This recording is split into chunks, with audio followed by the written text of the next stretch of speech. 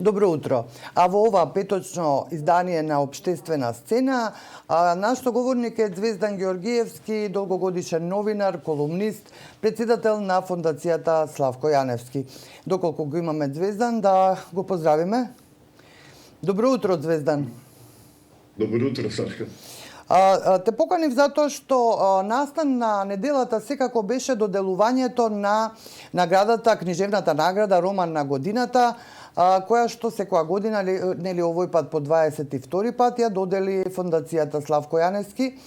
Еве, поминаа неколку дена, доволно за да ги слушнеме од гласите.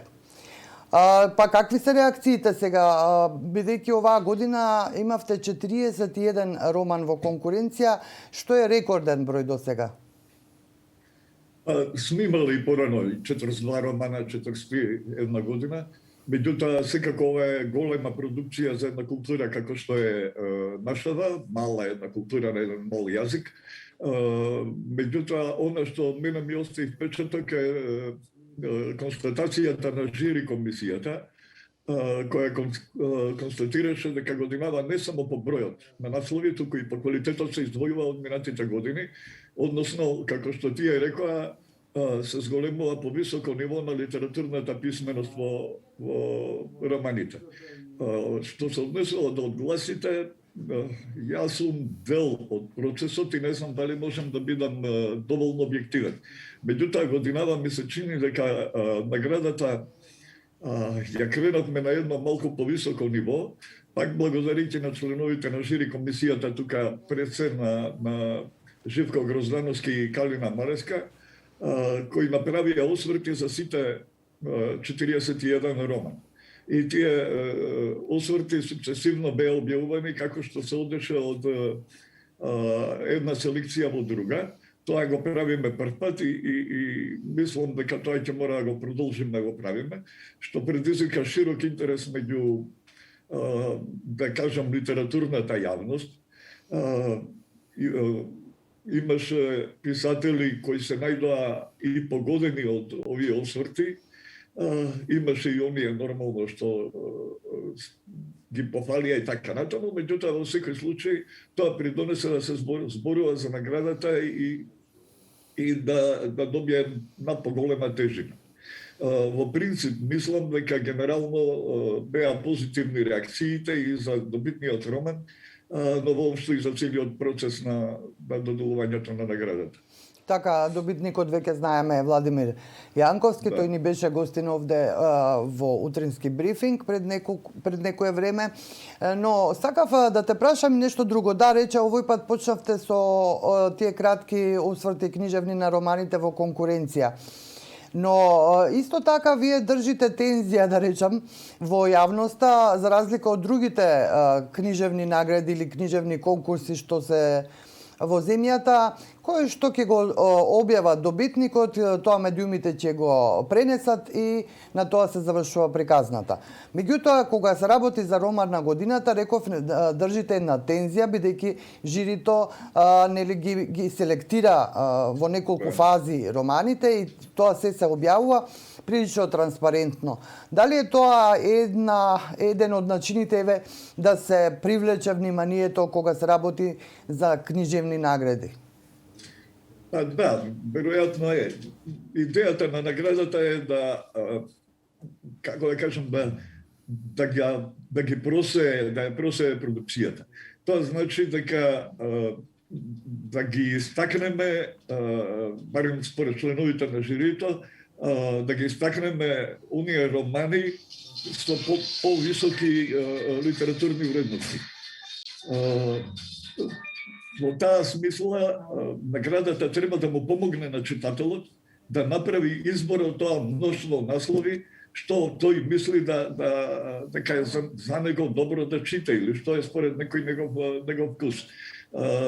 Значи, целата работа не е толку да ја форсираме ние наградата сама како таква, туку повеќе да ги промовираме вредностите во романсирската култура. Така е, тоа сигурно дека допринесувате за популаризацијата на читањето, бидејќи на крајот на денот тоа е она најважното да се читаат тие романи. Имате ли зголемен интерес, еве луѓе дали ви се јавуваат, дали ве контактираат за тоа како, каде да ги најдат книгите и така натаму? Да, има. И мене ми е многу драго, значи има и за романите што отпадна во текот на селекцијата, не само за добитниот роман. Јас вчера, например, требаше поминав во книжарницата на Антоло, која е издавач на добитниот роман, и видов дека барем вчера веќе тоа што ми било на залиха во самата книжарница се продало дека и не знам, дека еден попладна. Така да има интерес и тоа ми е многу драго. Дали книжевните награди се начин да се популаризира кај нас барем повеќе читањето во оваа пандемиска година, додуша и разни автори и други кои што се поврзани, издавачи кои што се поврзани со книгата, професионално велат дека да, пандемијата влијаеше врз тоа и веројатно да се зголеми продукцијата и да се зголеми побарувачката кај читателите и за домашни книги од домашни автори. Па да, мене ми е драго, да. Значи, читачката публика се врти кон македонскиот автор, што ми е особено драго. Исто така, значи, да забележавме тоа и сега во овој процес.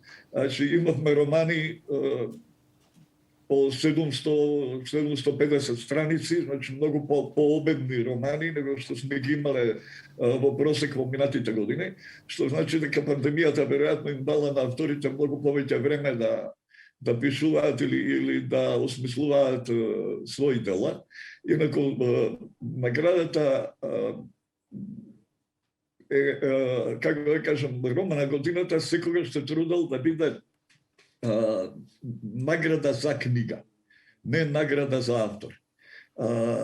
Значи, книгата е таа што е наградена, а не е авторот. Во таа смисла секогаш сме се обидувале да не би рекол да го ставиме авторот во втор план.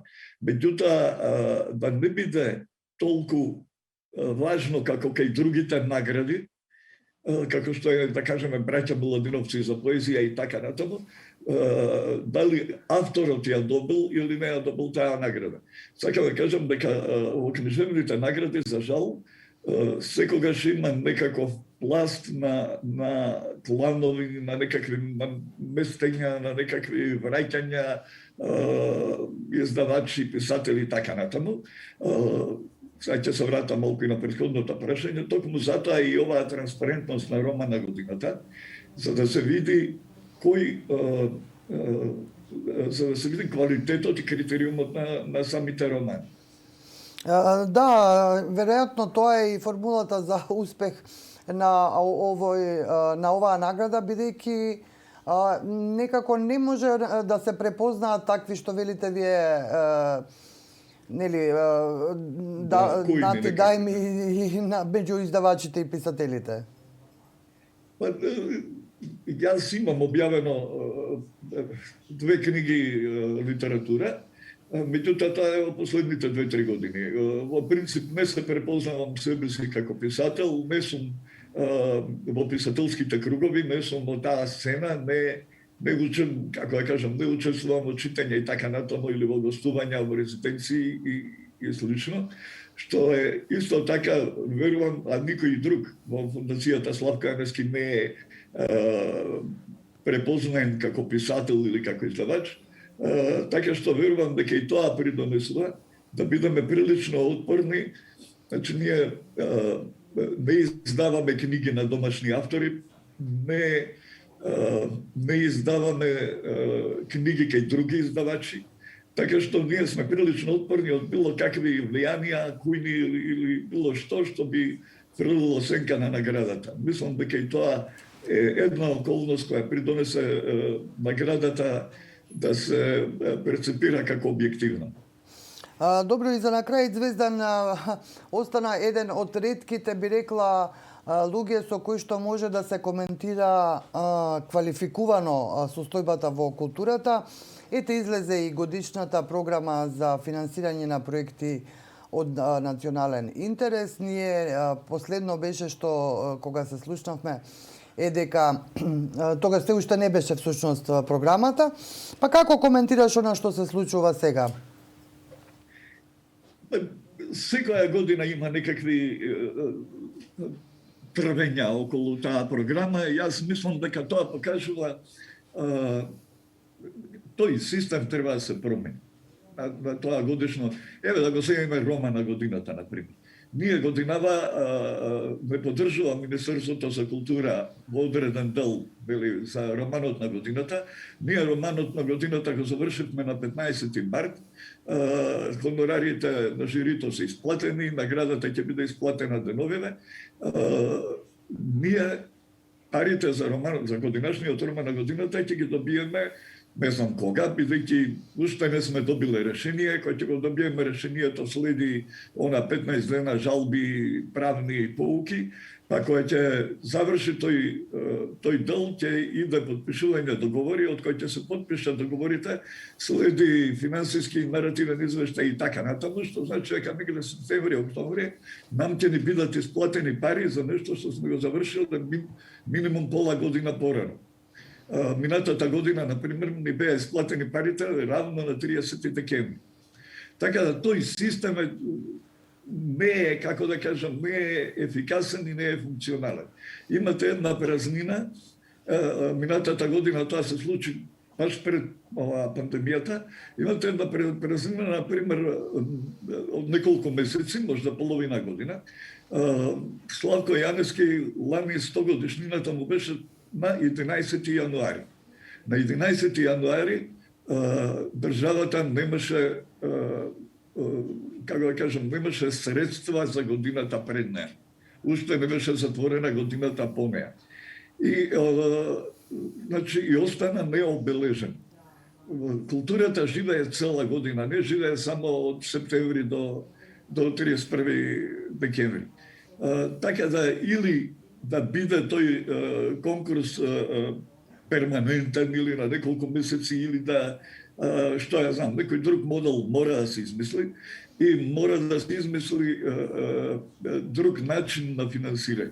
Може би не мора да бидат финансирани не знам колку стотици проекти, може да бидат и помалку проекти финансирани, меѓутоа да бидат квалитетно финансирани. А не значи, не, обично се финансира на вистина негде во случајот на романот на годината, тоа е негде околу 20% или 30% од целите совкупните трошоци. Значи, кога ќе ги добиете тие финансии, вие сте должни да ја завршите квалитетно работата, а ги немате средствата квалитетно да ја направите таа работа. Пак ќе го поновам, романот на годината е тотално некомерцијална манифестација која е исклучиво врзана или свртена кон македонската култура. Значи,